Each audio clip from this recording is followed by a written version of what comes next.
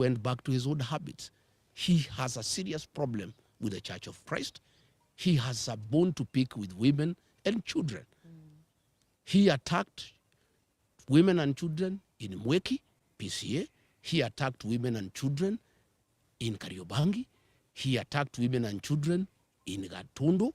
Today he has attacked women and children in Wetima. William Ruto, we had thought that you have changed your bad habit of killing women and children in church. Apparently, you have not changed.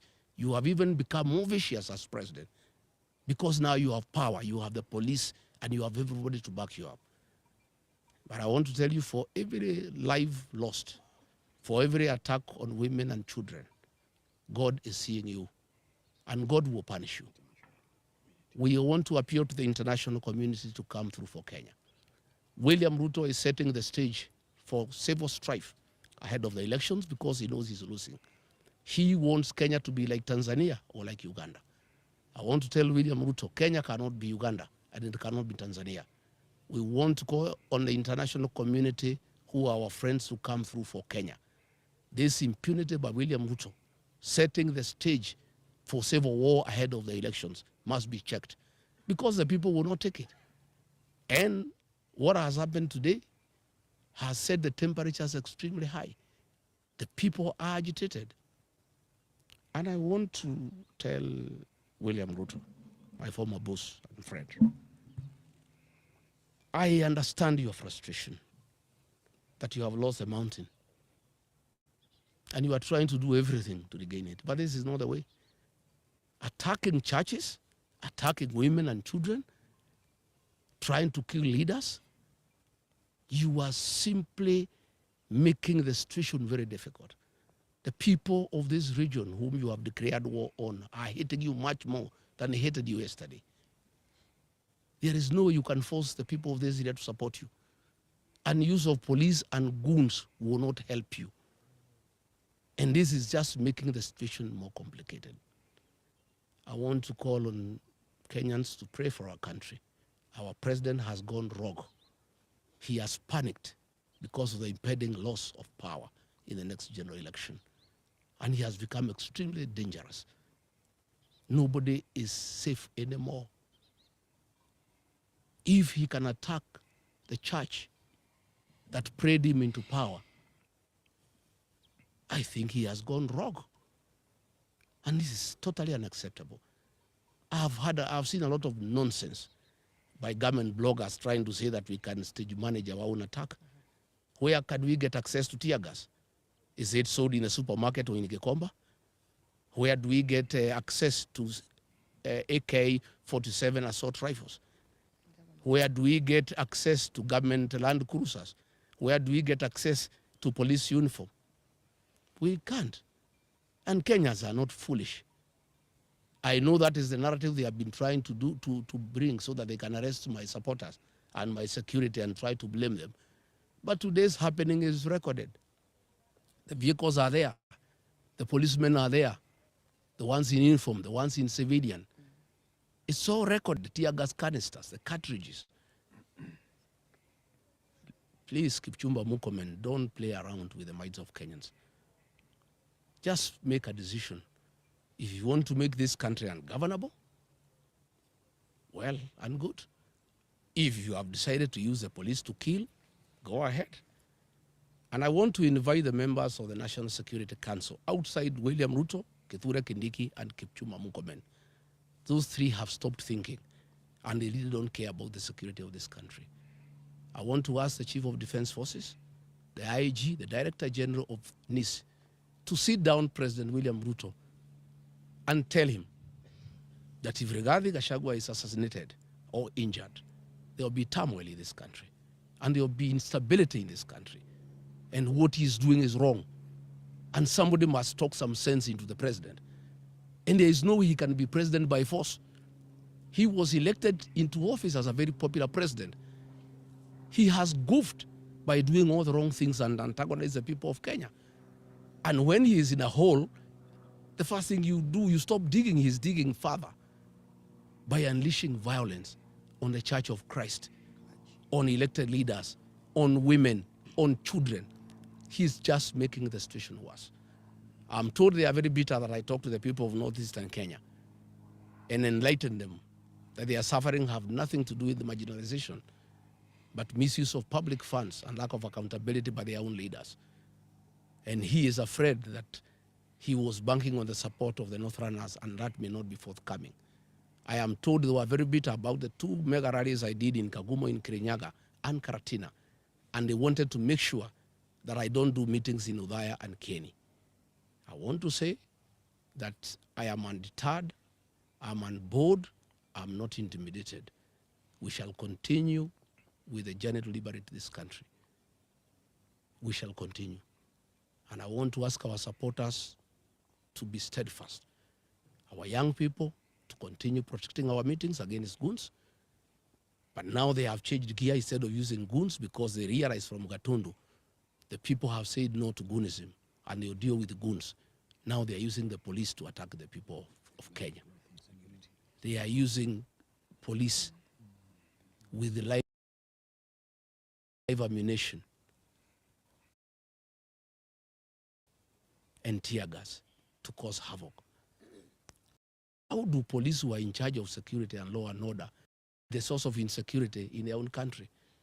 How do police turn against innocent women and children and beat them and fight them with the live ammunition, with the tear gas? I think the president has gone berserk. The reality that he'll be one term is too much for him to comprehend, and he has lost his head. I think we want to call the president to order. William Ruto, you killed our children and women in Kiambaa Church. Please stop attacking churches. Stop attacking women and children. Stop attacking leaders. Today, William Ruto, I want to assure you, this mountain is lost. Even if you killed Rigathi Gachagua, the mountain will not come back to you. It will even be more difficult for you than it was when I'm alive. Even if you injure me or you injure these leaders, the mountain gets away from you every day. The more you fight us, the more you unleash violence on us, the more you attack our churches, the more you attack our women, the more you attack our children, the more the mountain distances itself from you. And people are regretting having voted for you because they knew you are not a good person.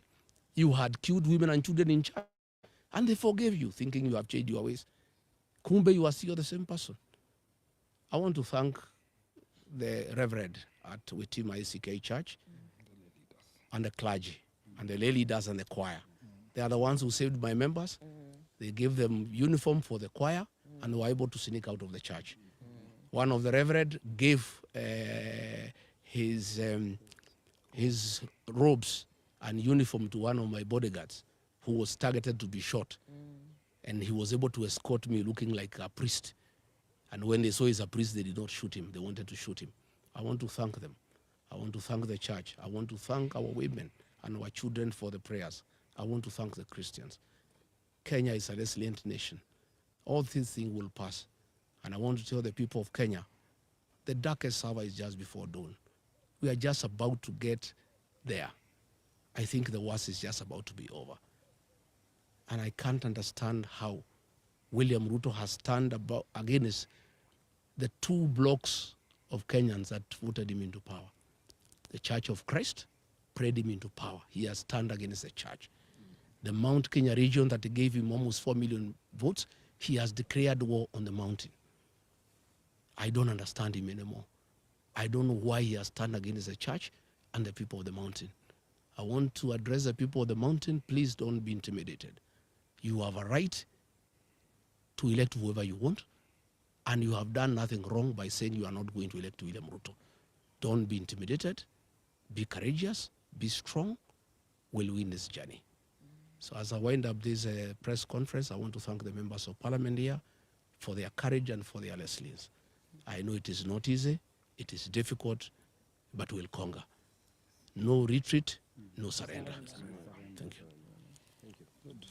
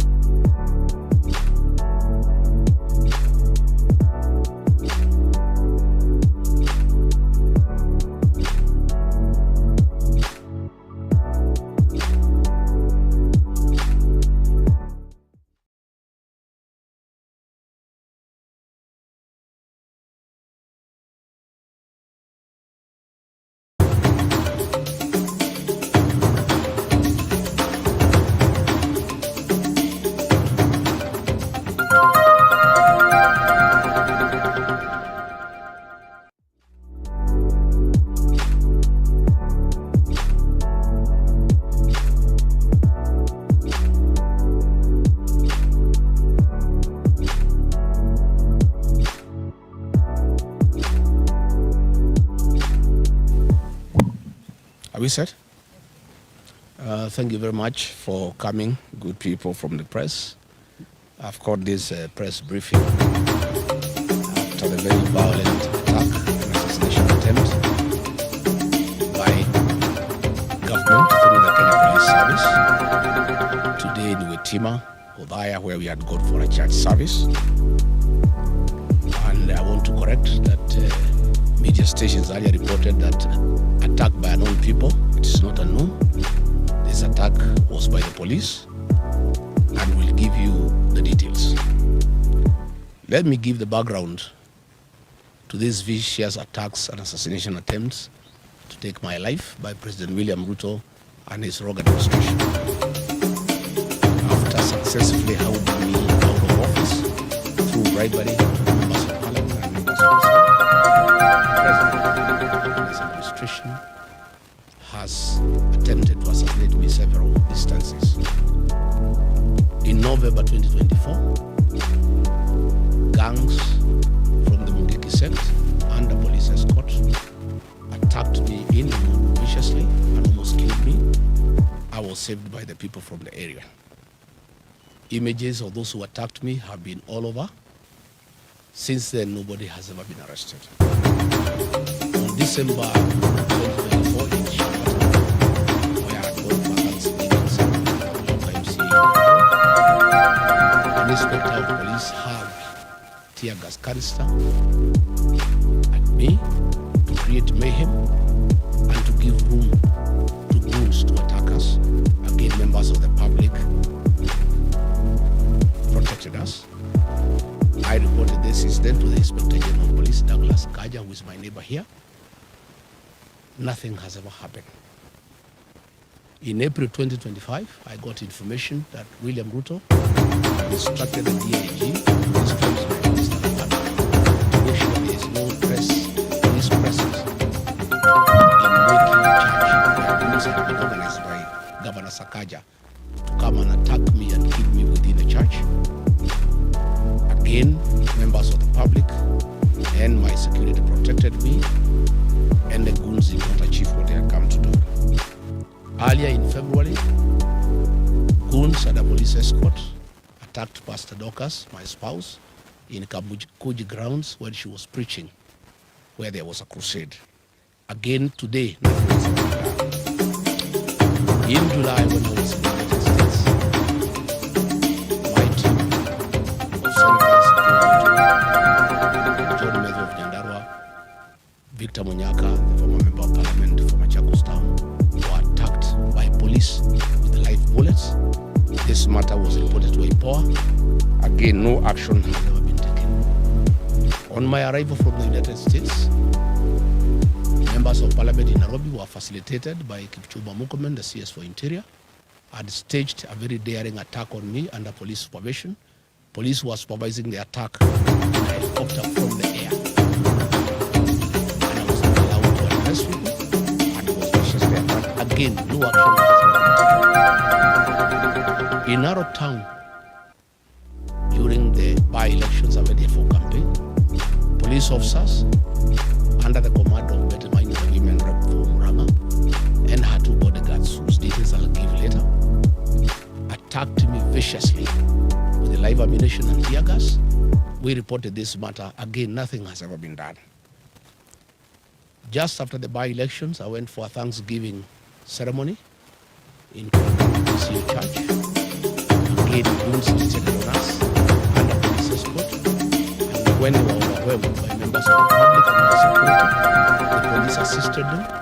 Police lobbied tear gas canisters inside the church to enable the guards come inside the church. They were repassed by members of the public and we escaped without being injured.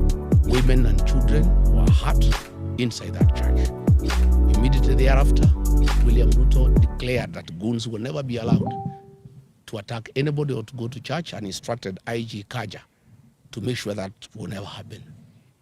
It was just mere talk and camouflage, because he's the one behind these attacks, and these attacks have gone on unchecked. Again in Gatundu last Sunday, goons attacked